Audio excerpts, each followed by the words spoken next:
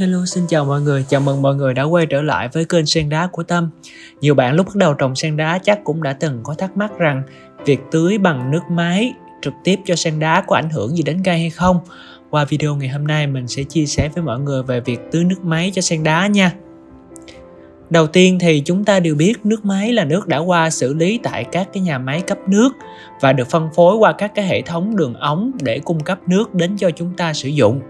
Bên trong thành phần của nước máy thì bao gồm nước, các loại khoáng chất tự nhiên như canxi, magie, natri và kali.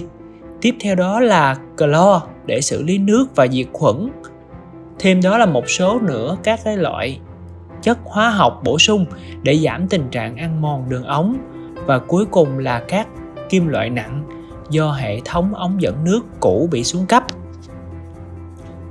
Vậy thì việc sử dụng nước máy để tưới trực tiếp cho sen đá có ảnh hưởng như thế nào? Chúng ta không thể phủ định được cái việc là sử dụng nước máy tưới trực tiếp cho sen đá thì rất là tiện lợi, bởi vì nó không có mất quá nhiều thời gian, đặc biệt là đối với những bạn có vườn rộng và nhiều cây. Tuy vậy vẫn có vài lưu ý nhỏ cho mọi người.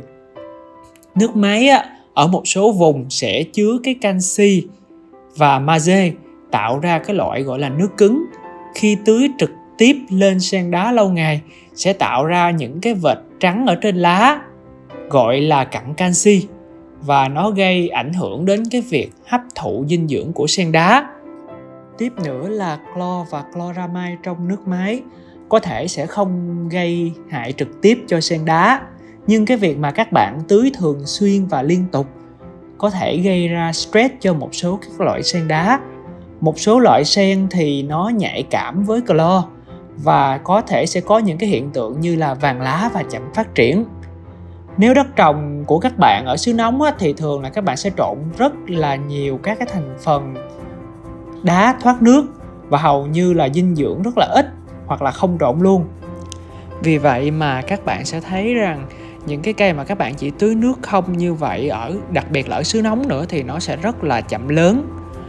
Tất nhiên mình không nói rằng việc tưới bằng nước máy sẽ làm chết những cái cây sen đá của các bạn, nhưng chúng ta cần biết các cái thành phần có trong nước máy sẽ ảnh hưởng như thế nào đến cây sen đá của mình.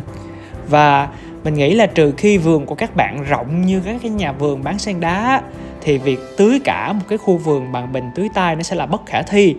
Nhưng mà nếu các bạn chỉ trồng chơi với diện tích vừa và nhỏ thì các bạn có thể dùng những cái bồn chứa to để chứa những cái nước máy sau khi đã để qua ngày và bay hơi hết cái lượng calo ở trong nước.